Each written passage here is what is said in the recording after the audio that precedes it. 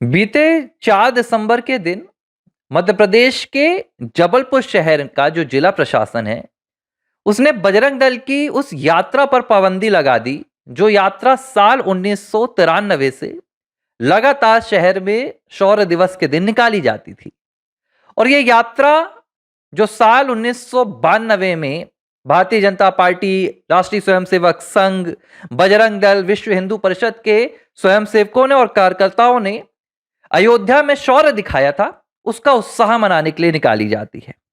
लेकिन 4 दिसंबर को जबलपुर जिला प्रशासन का एक फरमान आया और इस फरमान में कहा कि इस साल यानी कि 2025 को हम आपको इन इलाकों से यात्रा निकालने की अनुमति नहीं दे सकते हैं। कोई विशेष यहां पर कारण नहीं बताया गया, लेकिन कहा गया कि इन इलाकों की जो कानून व्यवस्था है वो बड़ी संवेदनशील है। वैसे तो प्रशासन ने खुलकर कुछ भी नहीं कहा, लेकिन प्रशासन के कुछ अधिकारियों ने ऑफ कैमरा यह बात कहीं ना कहीं स्वीकार की कि ये जो इलाके हैं जहां से बजरंग दल यात्रा निकालने वाली थी, ये मुस्लिम बाहुल क्षेत्र हैं, यानी कि मुस्लिम इलाके हैं।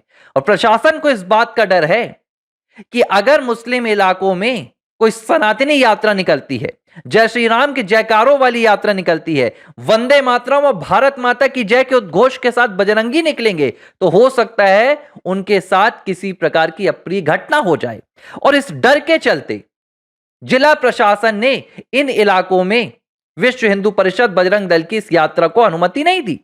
जाहिर सी बात थी कि जिला प्रशासन के इस आदेश के खिलाफ बवाल मचना था, क्योंकि यह जिम्मेदारी जिला प्रशासन की होती है कि वो शहर की कानून व्यवस्था को बनाए रखे, पुलिस प्रशासन की होती है।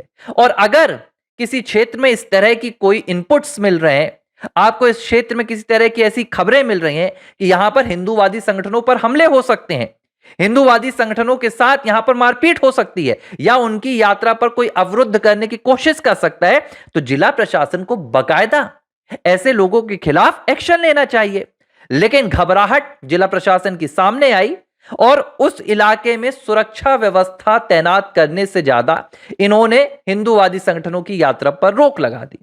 4 दिसंबर को यह घटनाक्रम सामने आया था और इस घटनाक्रम के बाद न सिर्फ जबलपुर में बल्कि मध्य प्रदेश समेत देश के अलग अलग हिस्सों में जिला प्रशासन के खिलाफ लोगों का जमकर गुस्सा भी देखने को मिला। पूरे देश भर में इस फरमान का विरोध हुआ, लेकिन बजरंग दल ने कहीं भी हिंसात्मक रवैया नहीं अपनाया।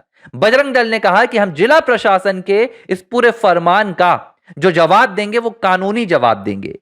हमारा कोई कार्यकर्ता जिला प्रशासन के किसी दफ्तर के बाहर जाकर नारेबाजी नहीं करेगा, बल्कि हम अदालत में जिला प्रशासन के इस हिंदू विरोधी आदेश को चुनौती देंगे। और पूरे मामले को लेकर 11 दिसंबर को बजरंग दल के जबलपुर के जिला संयोजक हैं राहुल बर्मन, उनके द्वारा मध्य प्रदेश हाईकोर्ट में एक याचिका लगाई गई, जिसमें जबलपुर एसडीएम पंकज मिश्रा के द्वारा इस फरमान को चुनौती दी गई। अदालत ने जब इस पूरे आदेश को पढ़ा तो अदालत भी हैरान थी कि किस तरह भारत के एक इलाके में, भारत की एक जमीन पर किसी भी संगठन को, जो एक राष्ट्रवादी संगठन है, जो एक सनातनी संगठन है, सामाजिक और सांस्कृतिक संगठन है, उसकी यात्रा पर प्रशासन ने कैसे रोक लगा दी। हालांकि वक्त नहीं लगा। बजरंग दल के तरफ से जो अधिवक्ता वहां पर मौजूद थे, उन्होंने कर्नाटक के प्रकरण दिखाए, सुप्रीम कोर्ट के कई आदेश दिखाए, जहां पर पहले भी ऐसी यात्राओं पर प्रशासन और सरकारों ने रोक लगाई थी और उन पर रोक हटाई गई। मध्य प्रदेश की अदालत ने भी हिंदुत्व की इस पूरी यात्रा के लिए अनुमति दी। अदालत ने साफ कहा कि इस तरह की किसी भी यात्रा पर पाबंदी नहीं लगाई जा सकती है, ये इनके संवैधानिक अधिकार है। जब मध्य प्रदेश की अदालत से बजरंग दल को यह अनुमति मिल गई, संवैधानिक तरीके से बजरंग दल ये पूरी जीत अदालत की चौखट से लेकर आया। इसके बाद 27 दिसंबर का दिन चुना गया और बजरंग दल के कार्यकर्ताओं ने कहा कि हम इस पूरी अपनी परंपरा को नहीं टूटने देंगे, जो परंपरा साल 1993 से हिंदुओं में भारतीय होने के मूल, भारतीयता के मूल, हिंदुओं की भावना और हिंदुत्व की विचारधारा को पुरजोर करती है, उस यात्रा को उसी इलाके से निकाला जाएगा।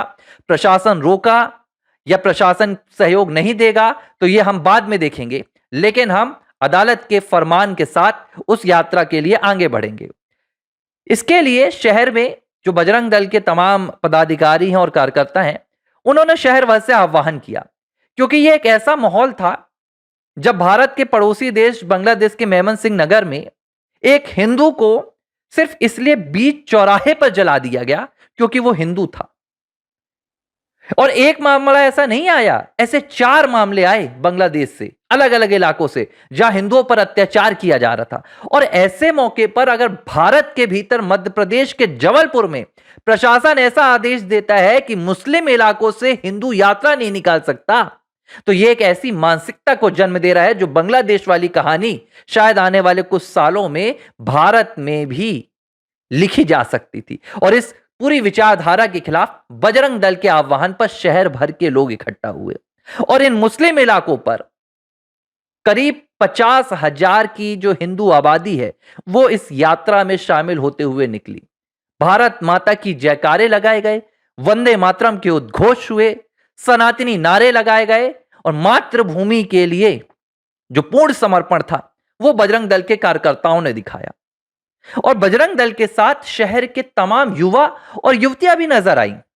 अमूमन देखा जाता है कि जो इस तरह की यात्राएं निकलती हैं इनमें युवा तो रहते हैं, पुरुष वर्ग तो रहता है, लेकिन मध्य प्रदेश के जबलपुर में जो आक्रोश था, जो जिला प्रशासन के हिंदू विरोधी फरमान के खिलाफ लोगों का गुस्सा था, वो इस यात्रा में नजर आया।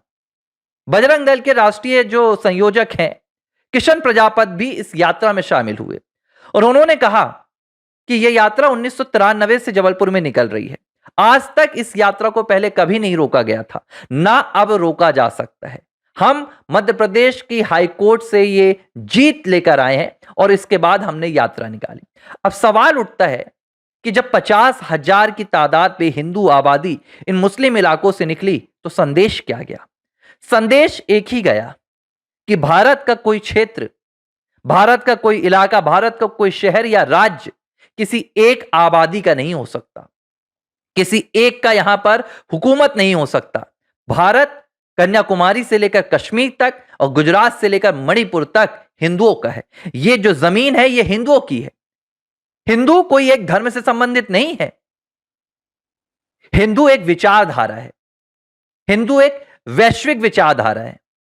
और अगर इस विचारधारा को नकारने की कोशिश चाहे वो कोई जिला प्रशासन करे, चाहे फिर वो कोई अधिकारी करे या सरकार करे, उसके खिलाफ इसी तरह का हुजूम सड़कों पर नजर आता है। इस यात्रा ने ना सिर्फ हिंदुत्व की जीत की कहानी लिखी, इस यात्रा ने ना सिर्फ हिंदूवादी विचारधारा का व्यापक चेहरा दिखाया, बल्कि इस यात्रा ने उस वामपंथी विचारधारा को भी पूरी तरह से दबा दिया जो हर बार, चाहे फिर वो यात्रा हो, जनसभा हो, चाहे वो त्योहार हो, हिंदू पक्ष को पीछे हटने पर मजबूर करती आई है। तमिलनाडु में क्या हुआ?